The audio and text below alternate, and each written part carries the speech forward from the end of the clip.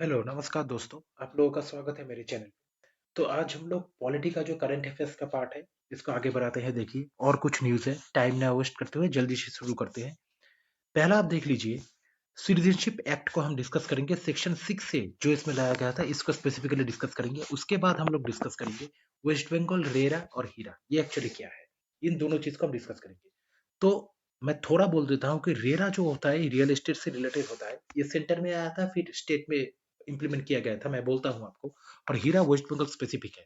और सेक्शन 6 से जो है, इसको लेके न्यूज़ है। तो पहला न्यूज़ पे हम लोग मूव करते हैं जल्दी से। देखिए, पहला ये न्यूज़ है कि कॉन्स्टिट्यूशनल वैलिडिटी, न्यूज़ पहले पढ़ लेते हैं। Constitutional validity of the section 6A of the citizenship act was challenged in the supreme court। मतलब सेक्शन 6 से कुछ सेक्शन है जो सिटीजनशिप एक्ट पे है। 1955 पे आया था, ये 1955 पे आया था, आप लोगों को पता होगा। तो इसको, इस पे एक सेक्शन 6 से लगाया गया और उसको चैलेंज किया गया था। उसका कॉन्स्टिट्यूशनल वैलिडिटी, ये कॉन्स्टिट्यूशनली कितना वैलिड है, ठीक है, उसको चैलेंज किया गया था सुप्रीम कोर्ट पे। तो ये तो न्यूज रहा। इसमें इंपॉर्टेंट पॉइंट्स हमारे लिए क्या है। सबसे पहला है, देख लीजिए, पॉइंट बाय पॉइंट हम लोग देख लेंगे। सबसे पहले सेक्शन 6 से जो है वाज एडेड इन 1985। ये साल बहुत इंपॉर्टेंट है क्योंकि इसमें असम अकॉर्ड आया था। असम अकॉर्ड मैं थोड़ा बोल देता हूँ आपको, आप देख लीजिए पहले। सेक्शन 6 से जो है ये ऐड हुआ था 1985 पे आफ्टर द असम अकॉर्ड। और ये जो सेक्शन 6 है, सेक्शन 6 से ये जो सिटीजनशिप एक्ट पे आया, ये सबसे फर्स्ट अमेंडमेंट था 1986 पे जो लाया गया था सिटीजनशिप एक्ट पे। सिटीजनशिप एक्ट पे फर्स्ट अमेंडमेंट सेक्शन 6 से आया था, ठीक है। अब असम अकॉर्ड, असम अकॉर्ड जो है, वो देखिए, मैं थोड़ा आपको कहानी बोल देता हूँ। टाइम था ये टाइम था 1969 70s, इस टाइम से 1984 85, इस टाइम पे एक्चुअली हुआ क्या था कि इमिग्रेशन जो होता है, बांग्लादेशी जो इमिग्रेंट्स थे, उनका नंबर आसाम के एरिया पे बहुत बढ़ गया था, है ना। आप देखिए, इंडिया का मैप अगर मैं रफली ड्रॉ करूं, एकदम रफली ड्रॉ करता हूं मैं इंडिया का मैप, तो ऐसा कुछ होगा। आई एम एक्सट्रीमली सॉरी, ठीक है ना, ऐसा कुछ होगा हमारे देश का मैप। तो यहाँ पे ये रहा आसाम का एरिया और यहाँ पे है बांग्लादेश, यहाँ पे है बांग्लादेश। तो इस जगह से ना इमिग्रेशन मतलब अंदर आना, दो टर्म से देखिए। एक होता है, आप लोगों ने ये देख लिया। अब immigration, IMMI, immigration, GRATION, immigration, और एक होता है एमिग्रेशन। एमिग्रेशन यानी एमिग्रेशन, इमिग्रेशन मतलब अंदर, बाहर से कोई अगर अंदर आए, देश में अंदर एंटर किया तो इमिग्रेशन होता है। और इमिग्रेशन मतलब देश से अगर कोई बाहर जाए, यही चीज होता है। तो इमिग्रेशन जो है, अंदर आना, ये बांग्लादेश से आसाम में बहुत बढ़ गया था। तो आसाम के जो नेटिव्स लोग होते हैं ना, जो रेसिडेंट्स होते हैं, उन लोगों को ये डर लगा कि उन लोगों का जो कल्चरल हेरिटेज है, उन लोगों का जो अपना एक जो अस्तित्व है, अपना एक जो बहुत रिच हेरिटेज है, जो अभी भी हमारे देश में ये बहुत बहुत ही इंपॉर्टेंट एक हेरिटेज बन गया। नॉर्थ ईस्ट के साइड पे, नॉर्थ ईस्ट के साइड पे, जैसे आप आसाम, नागालैंड, मणिपुर, इन एरियाज में एक रिच हेरिटेज है जो हमारे देश का नाम पूरे इंडिया में एक अलग इन्फ्लुएंस लाते हैं। तो इस हेरिटेज को प्रिजर्व करने के लिए उन लोगों को लगा कि शायद ये कम हो जाए, क्योंकि अपने ही जगह पे आसाम के एरिया में ही उन लोगों का नंबर अगर माइनॉरिटी मतलब कम हो गया, नंबर्स कम में आ गया, नंबर्स माइनॉरिटी में आ गया, और अगर बाहर से लोग बढ़ गए, तो उन लोगों का जो खुद का कल्चरल हेरिटेज है वो हैम्पर हो सकता है। इसीलिए ये आसाम एकॉर्ड एक एग्रीमेंट है जो साइन किया गया था 1985 पे। अब देखिए, मैं पढ़ देता हूँ। ये एक एग्रीमेंट है, मेमोरेंडम ऑफ अंडरस्टैंडिंग की तरह एक एग्रीमेंट है, मेमोरेंडम ऑफ सेटलमेंट है, जो साइन किया गया था बिटवीन गवर्नमेंट ऑफ इंडिया और Assam movement leaders. Assam movement leaders मतलब क्या होता है कि यही रिच हेरिटेज प्रिजर्व करने के लिए एक दल बनाया गया था, एक मतलब ऑर्गेनाइजेशन बनाया गया था आसाम के थ्रू, ठीक है, जब बहुत इमिग्रेशन बढ़ गया था बांग्लादेश से, ठीक है ना। तो इन लोगों के बीच एक एग्रीमेंट हुआ, गवर्नमेंट ऑफ इंडिया और आसाम मूवमेंट लीडर्स के बीच में, टू प्रिजर्व द कल्चरल, देखिए, तो preserve the cultural, economic and political values of the natives, मतलब जो वहां के रहने वाले लोग हैं, of the Assam, due to the mass migration of the Bangladeshi people. आप लोग को समझ में आ गया ना। ठीक है, आगे बढ़ते हैं। देखिए, next I deals with the RERA जो है, डील्स विद द इमिग्रेंट्स इन आसाम। मतलब आसाम में जो इमिग्रेंट्स हैं, जो बाहर से आए थे, बांग्लादेशी इमिग्रेंट्स, इन लोगों के साथ ही ये पूरा चीज डील करता है। ठीक है ना? रेरा नहीं, आई एम एक्सट्रीमली सॉरी, मैंने रेरा बोल दिया था। ये एक्चुअली सिटीजनशिप एक्ट में सेक्शन 6 से जो है इसके बारे में है। ठीक है ना? Those who entered Assam between 1st of January, date याद रखिए, 1st of January 1966 to 25th of March 1971। ये जो डेट है ना, 25th ऑफ मार्च 1971, ये बहुत इंपॉर्टेंट डे है। क्यों? इस टाइम क्या हुआ था? Bangladesh liberation war, Bangladesh liberation, Pakistan से जब, ईस्ट पाकिस्तान से जब अलग हो गया था, बांग्लादेश लिबरेशन वॉर, उस टाइम पे ही इमिग्रेशन बढ़ गया था। ठीक है ना? तो 1 जनवरी 1966 से 25 मार्च 1971 के बीच में, इस टाइम पे जितने भी बांग्लादेशी इमिग्रेंट्स आए, ठीक है ना, तो they must register themselves as citizen. ये भी बोला गया था कि रजिस्टर करना पड़ेगा सिटीजन, इमिग्रेंट्स होकर नहीं रह सकते, आपको सिटीजन का रजिस्टर्ड होना पड़ेगा। ठीक है ना? अभी आगे देख लेते हैं। देखिए, इतना ही न्यूज था इस पे। अब नेक्स्ट न्यूज पे हम आ जाते हैं। आपको इंपॉर्टेंट पॉइंट्स मिल गया यहाँ पे। नेक्स्ट न्यूज ये है कि वेस्ट बंगाल पे, हमारे स्टेट पे क्या हुआ कि यहाँ पे HIRA नाम का एक ऑर्गेनाइजेशन बनाया गया, हीरा नाम का एक ऑर्गेनाइजेशन बनाया गया। ठीक है? ये पूरा जो न्यूज है ये रियल एस्टेट से रिलेटेड है। रियल एस्टेट, हाउसिंग सेक्टर जो है, रियल एस्टेट उनके साथ रिलेटेड है। तो क्या है कि एक रेरा है, एक हीरा है। मैं समझाता हूँ, पहले देख लीजिए। वेस्ट बंगाल रेरा, या फिर जिसे हीरा भी बोलते हैं वेस्ट बंगाल में, becomes functional in the state after 18 months of Supreme Court's order to strike it down। मतलब ये एक ऑर्गेनाइजेशन है जो बना, जब बना तो कोई एक्ट के अधीन ही बना होगा, इसलिए ये भी रेरा जो है ये भी एक स्टैट्यूटरी बॉडी है। ठीक है?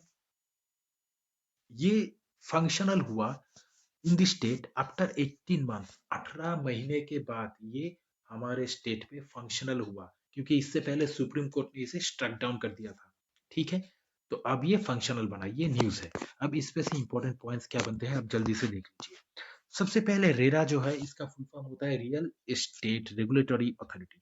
रियल एस्टेट को रेगुलेट करने का अथॉरिटी, ये एक बॉडी है, ठीक है, ऑर्गेनाइजेशन है। अब यहाँ पे एक चीज समझ लीजिए, देखिए नेक्स्ट पॉइंट पे ये चीज लिखा हुआ है, formed by real estate regulation and development act passed by the Indian parliament. आपने देख लिया, real estate regulatory authority RERA इस ऑर्गेनाइजेशन का नाम है, जो इस एक्ट, ये जो एक्ट है, इस एक्ट को पास करने के बाद बनाया गया। मतलब ये स्टैट्यूटरी बॉडी है, ये एक स्टैट्यूटरी बॉडी है। तो ये जब स्टैट्यूटरी बॉडी बना, ये पास हुआ था, किसने पास किया? इंडियन पार्लियामेंट ने। मतलब ये जो रेरा है, ये सेंट्रल लेवल पे तैयार हुआ था, सेंट्रल लेवल पे तैयार हुआ, इसके बाद ये एक्ट सेंट्रल लेवल पे पास किया गया, उसके बाद ये ऑर्गेनाइजेशन बनाया गया। और इस ऑर्गेनाइजेशन को बनाने के 1 साल के बाद, within 1 year after this act has been passed, ठीक है, it has been made mandatory. इस चीज को मैंडेटरी बना दिया गया कि हर एक स्टेट को, इंडिया के इंडिया के ठीक है, ये रहा इंडिया, इंडिया के हर एक स्टेट जो है, इंडिया के हर एक स्टेट में क्या होना चाहिए कि ऐसा ही एक एक्ट लागू होना चाहिए, ताकि रियल एस्टेट को अपने अपने स्टेट कंट्रोल कर पाए। रियल एस्टेट सेक्टर को अपने अपने स्टेट लेवल पे कंट्रोल करने के लिए ये चीज लाया गया, ये एक्ट सेंट्रल लेवल पे पास हुआ। ये मैंडेटरी करवा दिया गया कि 1 साल में हर एक स्टेट को ऐसा ही एक्ट अपने राज्य में लागू करना पड़ेगा। बात समझ में आ गई ना? अभी हम देख लेते हैं नेक्स्ट पॉइंट। देखिए, it is the first such central authority to monitor and regulate the real estate sector of our country. बात समझ में आ गई? ये पहला सच स्टेप लिया गया था गवर्नमेंट, सेंट्रल गवर्नमेंट के थ्रू, जो रियल एस्टेट अथॉरिटी देश में कंट्रोल करेगा। ठीक है? नेक्स्ट पॉइंट क्या है? Provides rapid solution to the disputes with the builders, promoters और एजेंट। मतलब देखिए, रियल एस्टेट सेक्टर में बिल्डर्स रहते हैं, प्रोमोटर्स रहते हैं, एजेंट्स रहते हैं, रियल एस्टेट एजेंट्स रहते हैं।